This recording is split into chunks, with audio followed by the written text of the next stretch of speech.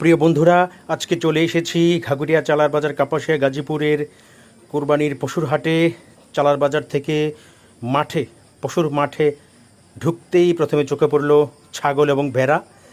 তারপর মূল মাঠে ঢুকতেই দেখলাম সুন্দর সুন্দর ষাঁড়, মিডিয়াম ধরনের যে ষাঁড়গুলো রয়েছে মাঠের পূর্ব পাশে সেগুলো রয়েছে চমৎকার, বিভিন্ন রকমের বিভিন্ন সাইজে রয়েছে। এই মাঠ বিশাল বড় একটা খেলার মাঠ। এই মাঠ কিন্তু অনেক ঐতিহ্যবাহী গরুর মাঠ কুরবানির হাটের জন্য।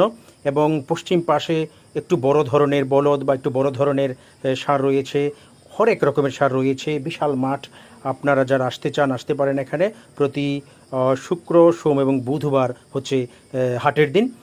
এবং তারপরে মাঠের পশ্চিম পাশে জমিছে এখানে মহিষের হাট। এখানে মহিষ উঠেছে অনেক অনেক